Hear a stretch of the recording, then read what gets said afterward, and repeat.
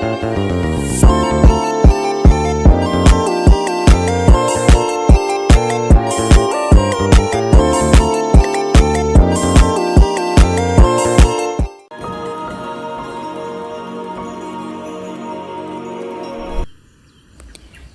yang terjadi di Yogyakarta pada tanggal 7 Mei 2006 adalah gempa yang tidak akan pernah dilupakan oleh masyarakat warga Jogja. Gempa Jogja 2006 adalah salah satu gempa yang terdahsyat di dunia dengan ribuan korban jiwa.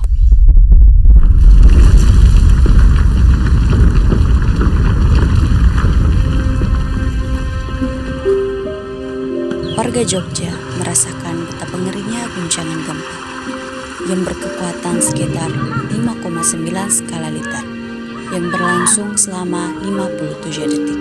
Meskipun terjadi dalam kurun waktu kurang dari 1 menit, gempa Jogja ini menimbulkan atau meninggalkan trauma yang amat sangat dalam pada sebagian warga Jogja. Hampir 6.000 jiwa menjadi korban meninggal dunia, terbanyak dari warga Kabupaten Bantul dan Klaten. Puluhan ribu luka-luka dan puluhan ribu kehilangan tempat tinggal.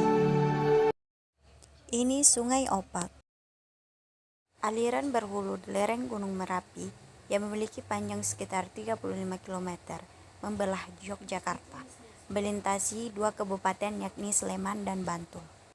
Aliran beberapa sungai yang menyatu di barat Candi Prambanan, dari sinilah disebut sebagai Sungai Opak. Jadi, gempa itu terjadi karena adanya pergeseran lempeng bumi secara tiba-tiba atau karena ada sebuah potensi energi.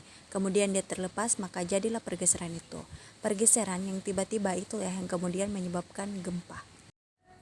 Jadi benar adanya sesar ini yang menjadi pemicu gempa di Yogyakarta tahun 2006 silam.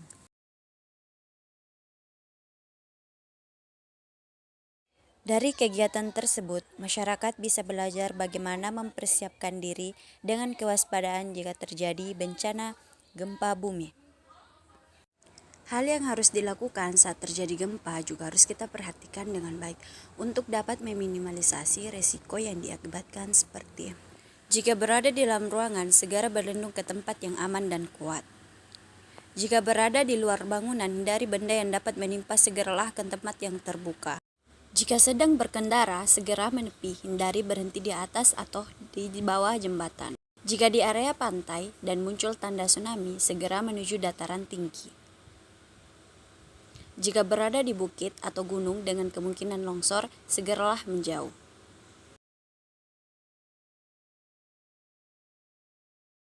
On March 11, 2011.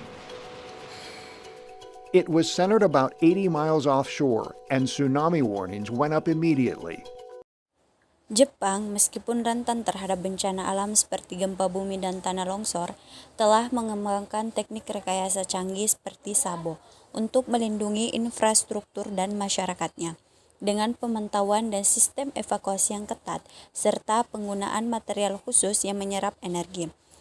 Di Jepang juga sudah terdapat rumah tahan gempa. Rumah tahan gempa di Jepang adalah suatu bentuk arsitektur yang dirancang khusus untuk mengurangi resiko kerusakan akibat gempa bumi yang sering terjadi di negara ini. Karena letak geografisnya yang rawan gempa, material utama yang digunakan dalam pembangunan rumah tahan gempa di Jepang adalah kayu yang memiliki sifat elastis dan mampu menyerap getaran gempa tanpa mengalami kerusakan serius. Selain kayu, teknologi dan konsep desain yang canggih juga digunakan untuk meningkatkan daya tahan bangunan terhadap gempa. Ketahanan gempa bumi di Jepang disebabkan oleh kode seismik, standar desain tahan gempa, peralatan bertahan hidup dari gempa bumi, sistem peringatan, dan latihan gempa bumi secara teratur. Semua bangunan tunduk pada kode seismik dan standar desain tahan gempa yang ketat. Rumah-rumah dilengkapi dengan peralatan untuk bertahan hidup dari gempa bumi. Sistem peringatan dipasang di telepon dan kereta api, memiliki sensor yang dapat membekukannya jika diperlukan. Jadi, kesimpulan yang dapat kita ambil dari gempa bumi yang terjadi di Jepang dan Yogyakarta adalah bagaimana kesigapan, pemahaman terhadap alam, dan teknologi yang tepat sangat penting dalam menghadapi bencana. Gempa Jogja menjadi pengingat bahwa pemantauan dan penanganan sesar aktif di Indonesia sangatlah krusial. Sementara pendekatan Jepang menunjukkan bahwa inovasi teknologi dan edukasi dapat membangun masyarakat yang tangguh dan siap menghadapi bencana yang besar.